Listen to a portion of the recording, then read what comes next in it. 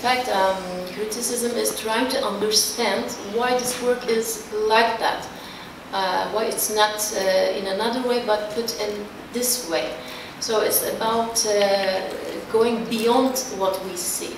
It's not only saying that I like it or I don't like it, but in society it is understood that it is always saying negative things about a work so that you are a good critic. The more negative you are a better critic. No, it is not that. The more you make people understand that work, it should be your issue. And this is how this film and the course was handled. And also there were some negative things in the movie as well, but they are hidden. I mean, you have to watch a few times maybe. Yeah, but I think it might be good to for the student to emphasize those aspects as well. For example, I think the fence, the iron fence looks quite. Yes. How to say? I mean, that, yes. I think it might yes, be good. Such details. Yes, such details were the director's critic about it. You catched one. Does it work? Yes, it works. I would have a question for Yasmine and Ameer. I would like to ask you how you chose the case studies that you had, how you came to the certain 3 case studies, and about the interaction that you had with your interviewees. If you think it wasn't, if you think they were totally open to you, or you found difficulties in relating to them. First, I want to apologize for the time I took more than my presentation. But the point, actually, these 3 case studies were among many case studies we searched and found out. But they were quite interesting because they had quite, for us, it was quite amazing discoveries in the homeless society. They were quite distinct than the other case studies that we had. Especially the one of Bristol. Bristol is very rich when you consider the differences and the different kind of boundaries, appropriation cases, and it's also the most complete one because this is the one that got larger amount of interviews, and this was the one that got actually it was the bigger case study. About the being open, one thing that was made sure in that study that everything is anonymous. So no one knows what, I don't know what is the real name of the guy. We don't name specific hostels or specific squares or specific. It is just this region. It's some Poland and some Jewish areas. Not which specific building that they got the entry from the top. So we can't get any more sure of that unless we hire the intelligence or something to make sure that that's right. Also, it was studies that have been done. We did not do the interviews ourselves. It was studies that we collected and gathered. And there were 3 different types of case studies that we wanted to look into. We couldn't have time to explain everything. But one of them was about an individual case study. So they were interviewing one person. It was not. And the second case study was more about groups of houseless people who are interacting within each other. So it was more of a group system. And the third was a specific case study about a specific kind of houseless dwellers, which was a women community. So we tried to find 3 different ways of viewing the same topic. And they were, as Ameer said, the vastest material we had, because the others were more not house and home oriented, let's say.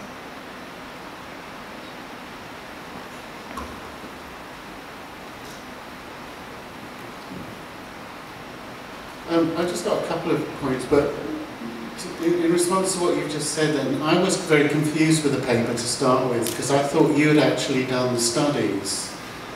And it seems to me really odd to include case studies where you haven't actually done the analytical work. And so I would have thought that even if you then assume the case study as some sort of database, that you would then do another kind of critical reading over the top of it, because I felt that the conclusions were quite generalised about liminal spaces and interstitial things, and yet the specifics of the case studies, like when you talked about the interviews in St Paul's, and people using ladders to get into rooms, and the room not being home but also being a business because it was operating with prostitutes, again changes for me the nature of what house might be, and therefore an examination of that should have thrown up something quite, I think there's something better in the paper. I'm not saying it's not good at the moment, but I think there's something really that you could dig out, which I guess the people who produced that original work might not have found. And so I think you could get something more out of that by focusing really on the actual data that's being given. And that's just an observation. But the other thing I was going to say to, I think it's Ebru, who's on the landscape. I think again there's a tendency that we tend to do, which is to fall into known theories already. So whether that's Michael de Certeau's work on everyday or some other aspect of everyday. But I think in terms of your work, I'd be looking at other people like Gustav Sobin, or I don't know if you know the work of Yves Lomax, but they're kind of anthropologists who are kind of asking questions about culture through cultural landscapes. And I think that because of the specifics of the place you're looking at, again, that really close examination will show us something, back to that's beyond just the everyday. I think you could find something much more about the way spaces are kind of occupied and used. I just saw things in your images that teased me, and I wanted to know more, through, for instance, Gustav Sobin talks about things like the idea of a stone being not a fixed thing, but actually a thing that changes all the time. So he talks about things like ruins or places existing with difference over time. And I think that comes from a very particular way of looking at landscape that he's approached. So it changes the way we think about things. I just felt there were things in your work that would be really interesting to draw out that way. Sorry, it was an observation probably rather than a question.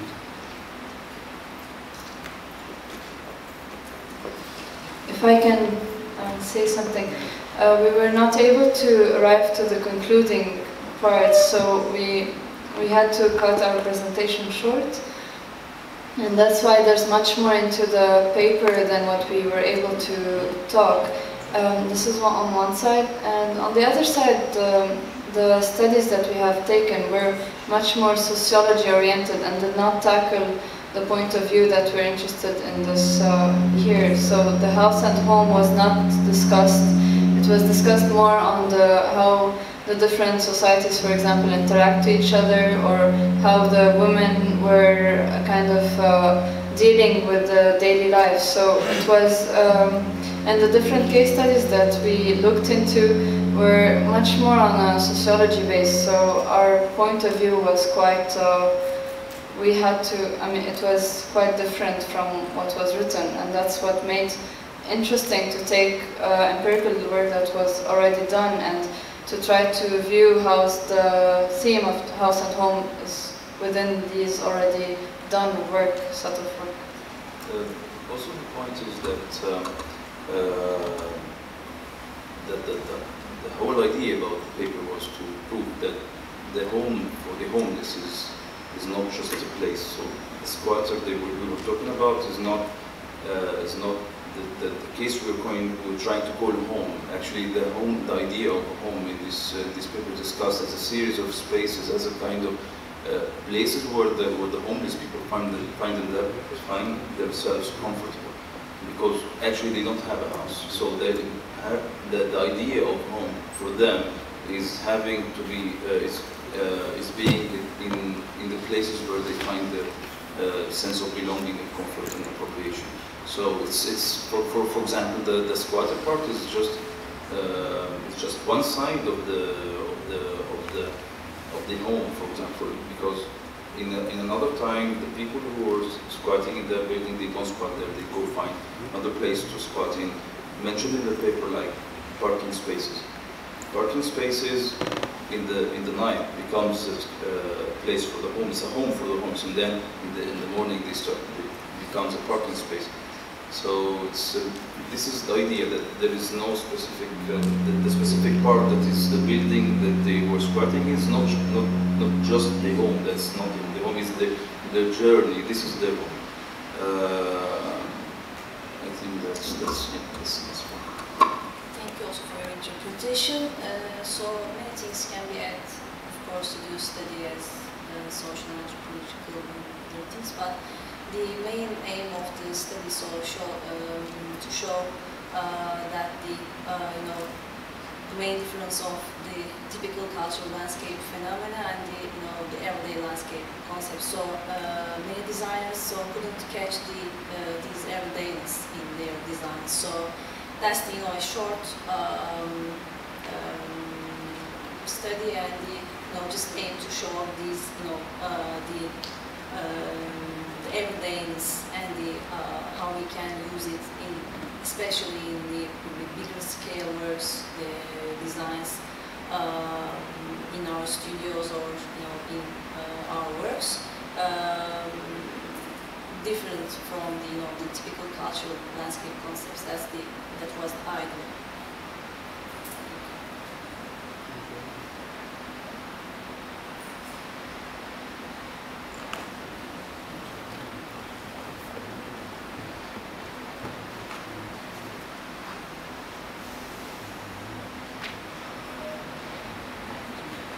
Thank you for your presentations. I have a question from Pınar. That you mentioned a company, Toki, who is responsible for these kind of buildings that look like a copy and pasting building. I question that have you made a research that what's the origin of this problem that in this area they are building that kind of buildings now, because I have to say, after it's not a World War or after World War, we need emergent buildings that we have to build prefabrication or because of that problems. But now in this area, we don't need that kind of buildings. I mean, have you done any research that what's the origin of that problem that now again they are building that kind of buildings? Yes, especially in big cities in Turkey, there are squatter areas. We call them gecekondu. Maybe you saw it around Istanbul too. Where are you from, by the way? I'm Iranian. Okay. So Istanbul is a new environment for you.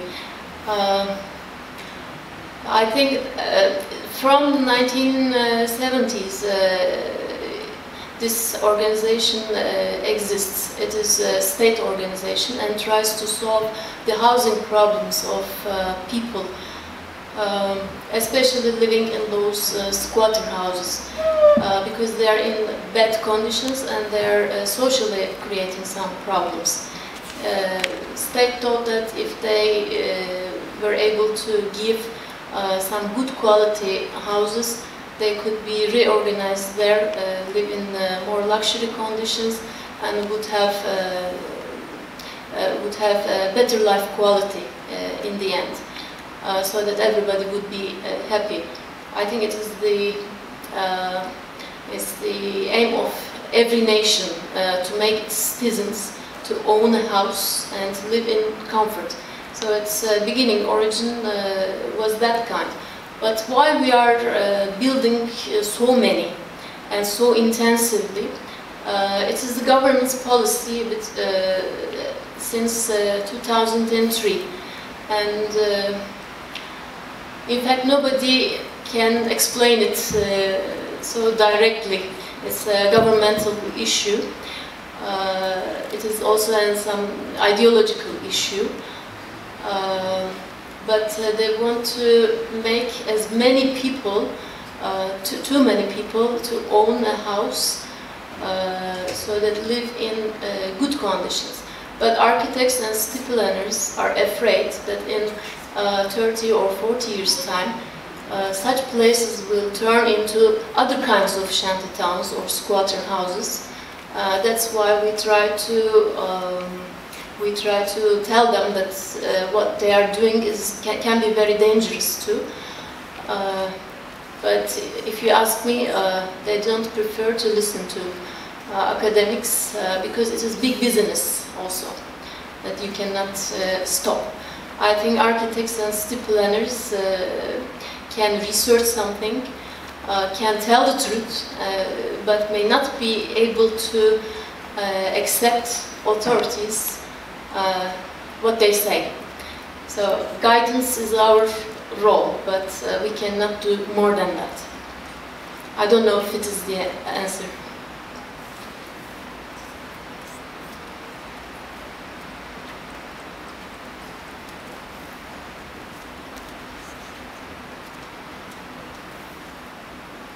If there are no more questions, we will give a 5 minutes short break for the last session.